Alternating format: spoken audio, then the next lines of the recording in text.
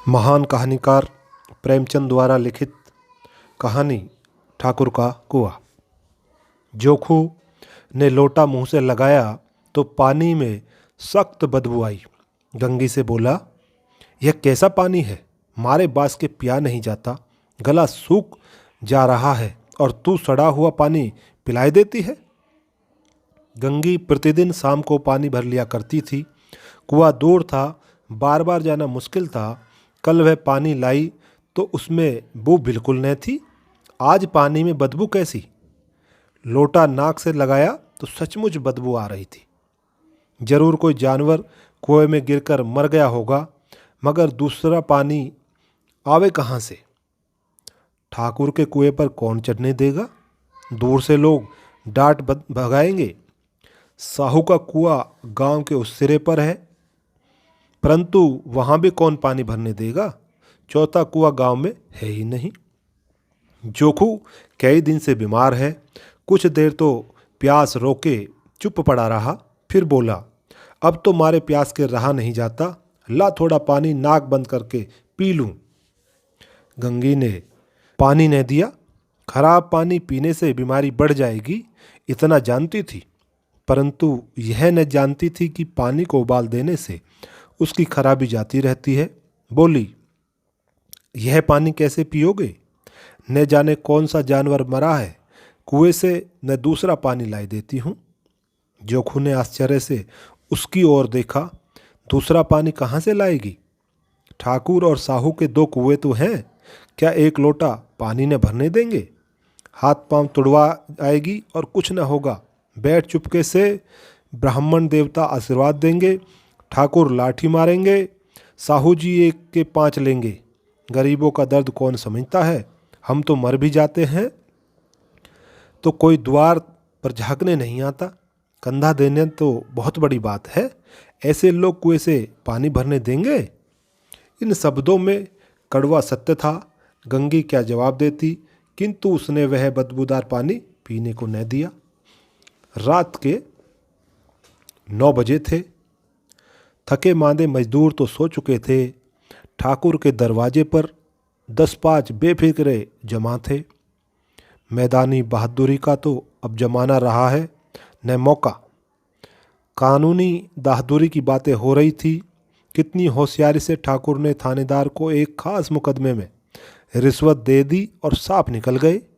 कितनी अक्लमंदी से एक मार्के के मुकदमे की नकल ले आए। नाजिर और महतमिम सभी कहते थे नकल नहीं मिल सकती। कोई 50 मांगता, कोई 100। यहाँ बेपैसे कौड़ी नकल उड़ा दी। काम करने का ढंग चाहिए। इसी समय गंगी कुएं से पानी लेने पहुंची। कुप्पी की धुंधली रोशनी कुएं पर आ रही थी। गंगी जगत की आड़ में बैठी मौके का इंतजार करने लगी। इस कुएं का पानी सारा गांव पीता है, किसके लिए रोक नहीं। सिर्फ ये बदनसीब नहीं भर सकते। गंगी का विद्रोही दिल रिवाजी पाबंदियों और मजबूरियों पर चोटें करने लगा। हमें क्यों नीच हैं और ये लोग क्यों ऊंच हैं? इसलिए कि ये लोग गले में तागा डाल लेते हैं। यहाँ जो जितने हैं एक से एक छठे हैं। चोरी ये करे, जाल फरेबी ये करे, झूठे मुकदमे ये करे। अभी ठाकुर ने तो उस दिन बेचारे गडरिये की एक भेड़ चुरा ली थी और बाद में मार कर खा गया। इन्हीं पंडित जी के घर में तो 12 मास जुआ होता है।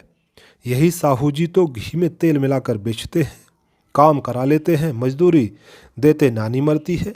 किस बात से हमसे ऊंचो? हाँ, मुंह में हमसे ऊंचे हैं। हम गली गली चिल्लाते नहीं कि हम ऊंचे हैं, हम ऊंचे हैं। कभी गांव में आ जाती हूँ तो रस भरी आंखों से देखने लगते हैं, जैसे सबकी छाती पर सांप लौटने लगता है। परंतु घमंड यह है कि हम ऊंचे हैं। कुएं पर किसी के आने की आहट हुई। गंगी की छाती धक धक करने लगी, कहीं देख ले तो गजब हो जाए। एक लात भी तो नीचे न पड़े। उसने घड़ा और रस्सी उठा ली और झुककर चलती हुई एक वृक्ष के अंधेरे साए में जा खड़ी हुई। कब इन लोगों को दया आती है किसी पर?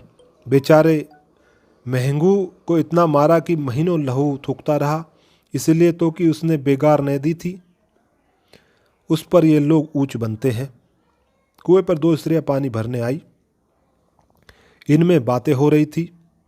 खाना खाने चले और हुक्म हुआ कि ताज़ा पानी भर लाओ, घड़े के लिए पैसे नहीं हैं। हम लोगों को आराम से बैठे देखकर जैसे मर्दों को जलन होती है। हाँ, यह तो न हुआ कि कलसिया उठाकर भर लाते, बस हुक्म चला दिया कि ताज़ा पानी लाओ, जैसे हम लौंडिया ही तो हैं। लौंडिया नहीं तो और क्या हो तुम? रोटी कपड़ा नहीं पाती, 10-5 रुपये छीन झपट कर ले ही लेती हो, और लौंडिया कैसी होती है? मत लगाओ दीदी, दिन भर आराम करने को भी तरस कर रह जाता है। इतना काम किसी दूसरे के घर पे करती तो इससे कहीं आराम से रहती। ऊपर से वह एहसान मानता, यहाँ काम करते करते मर जाओ, पर किसी का मुंह ही नहीं सीधा होता। दोनों पानी भरकर चली गई तो गंगी वृक्ष की छाया से निकली और कुएं के जगत के पास आई। बेफिक्रे चले गए थे। ठाकुर भी दरवाज़ा बंद कर अंदर आंगन में सोने जा रहे थे। गंगी ने क्षणिक सुख की सांस ली। किसी तरह मैदान तो साफ हुआ। अमृत चुरा लाने के लिए जो राजकुमार किसी जमाने में गया था, वह भी शायद इतनी सावधानी के साथ और समझ बुझ कर न गया होगा। गंगी दबे पांव कुएं के जगत पर चढ़ी। विजय का ऐसा अनुभव उसे पहले कभी न हुआ था। उसने रस्सी का फंदा घड़े में डाला, दाएं बाएं चौकन्नी दृष्टि से देखा, जैसे कोई सिपाही रात को शत्रु के किले में सुराग कर रहा हो। अगर इस समय वह पकड़ ली गई तो फिर उसके लिए माफ़ी या रियायत की रत्ती भर उम्मीद नहीं। अंत में देवताओं को याद करके उसने कलेजा मजबूत किया और घड़ा कुएं में डाल दिया। घड़े ने पानी में गोता लगाया। बहुत ही आहिस्ता, जरा भी आवाज़ न हुई। गंगी ने 2-4 हाथ जल्दी जल्दी मारे। घड़ा कुएं के मुंह तक आ पहुंचा। कोई बड़ा सहजोर पहलवान इतनी तेजी से उसे न खींच सकता था। गंगी झुकी कि घड़े को पकड़कर जगत पर रखे कि एकाएक ठाकुर साहब का दरवाज़ा खुल गया। शेर का मुंह इससे अधिक भयानक न होगा। गंगी के हाथ से रस्सी छूट गई। रस्सी के साथ घड़ा धड़ाम से पानी में गिरा और कई क्षण तक पानी में हलकोरे की आवाज़ सुनाई देती रही। ठाकुर, कौन है, कौन है? पुकारते हुए कुएं की तरफ आ रहे थे और गंगी जगत से कूदकर भागी जा रही थी। घर पहुंच पर देखा कि जोखू लोटा मुंह में लगाए वही मैला गंदा पानी पी रहा था।